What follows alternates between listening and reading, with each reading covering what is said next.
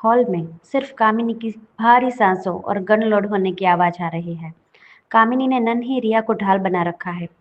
रिया के चेहरे पर आंसू जमे हुए हैं। वह डर के मारे कांप रही है और कामिनी पागलों की तरह कहती है, पीछे हटो सब। अगर किसी ने एक कदम भी बढ़ाया तो मैं इस लड़की का चेहरा बिगाड़ दूंगी।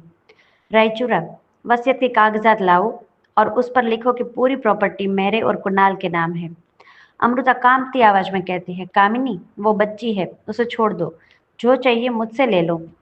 रोहित व्हील चेयर पर कहता है, कामिनी ये तुम्हारी और मेरी लड़ाई है, रिया को इसमें मत लाओ। कामिनी गन का ट्रिगर और कस लेती है। वह रोहित का मजाक उड़ाती है।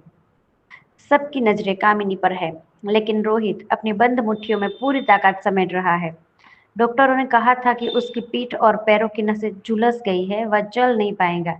लेकिन अपनी बेटी की जान खतरे में देख रोहित के अंदर का पिता झाग उठता है। रोहित के पैर, जो चलने के भी लायक नहीं है, वह धीरे धीरे व्हील चेयर से ऊपर उठने की कोशिश करता है। उसकी नसों में खिंचाव हो रहा है, माथे पर पसीने की बूंदें हैं।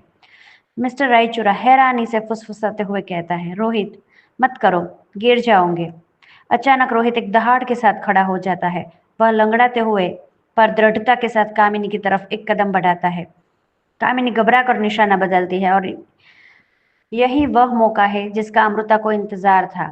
कामिनी का ध्यान रोहित पर जाता है। अमृता अपनी साड़ी में छुपा हुआ सर्जिकल स्कैल्पल तेजी से कामिनी की तरफ फेंकती है। स्कैल्पल कामिनी की कलाई को चीरता हुआ निकल जाता है। कामिनी की चीख निकलती है और गन हाथ से छूट जाती है। रोहित झपटा मारकर रिया को अपनी बाहों में खींच लेता है और जमीन पर लुढ़क जाता है ताकि उसे सुरक्षित कर सके। मिस्टर रायचूरा के कमांडो तुरंत अंदर घुसते हैं और कामिनी को दबोच लेते हैं। रोहित जमीन पर लेटा हुआ रिया को चूम रहा है। रिया उसे जोर से गला लगा लेती है और पापा मुझे डर लग रहा है। पापा शब्द सुनकर रोहित की आंखों से आंसू का सैलाब बह निकलता है। अमृता दौड़कर उनके पास आती है। वह रोहित के पैरों को देखती है जो कांप रहे हैं। अमृता कहती है, तुम खड़े कैसे हुए? तुम्हारी रीढ़ की हड्डी में फ्रैक्चर था। रोहित मुस्कुराते हुए कहता है, जब औलाद की जान पर आती है ना अनिका, तो खुदा भी पैरों में जान डाल देता है। मिस्टर रायचूरा पास आते हैं और रोहित के कंधे पर हाथ रखते हैं। यह पहली बार है जब उनकी आंखों में रोहित के लिए सम्मान है। जेल के अंदर आदित्य को खबर मिलती है कि कामिनी पकड़ी गई और रोहित फिर से खड़ा हो गया है। वह गुस्से में जेल की दीवारें पीटने लगता है। तभी जेलर अंदर आता है। जेलर कहता है, आदित्य मारवा, तुम्हारे लिए एक सरप्राइज है। तुम्हारे भाई ने तुम्हारे खिलाफ वो सारे सबूत पुलिस को दे दिए हैं जो तुमने 6 साल पहले मिटाए थे। तुम्हारी उम्र कैद की सजा तय है। लेकिन आदित्य के चेहरे पर एक डरावनी मुस्कान आती है। आदित्य कहता है, रोहित जीत गया? नहीं, उसे अभी तक ये नहीं पता है कि असली अनिका की मौत कैसे हुई थी। अगर अमृता को पता चला कि रोहित ने उस रात उसे बचाने के लिए क्या किया था तो वो खुद रोहित का गला दबा देंगी। हवेली में जब सब सो रहे होते हैं, मिस्टर रायचूरा अमृता को अपने स्टडी रूम में बुलाते हैं।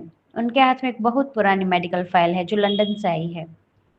मिस्टर रायचूरा कहता है, अमृता, रोहित ने आज तुम्हारी जान बचाई, पर तुम्हें ये सच जानना होगा कि 6 साल पहले अस्पताल में तुम्हें जो दवा दी गई थी उसका एंटीडोट रोहित के पास था। उसने वो तुम्हें नहीं दिया, बल्कि अपनी दादी की जान बचाने के लिए इस्तेमाल किया था। अमृता के हाथ से पानी का गिलास गिर कर टूट जाता है। क्या रोहित ने वाकई अनिका की जान के बदले अपनी दादी को चुना था?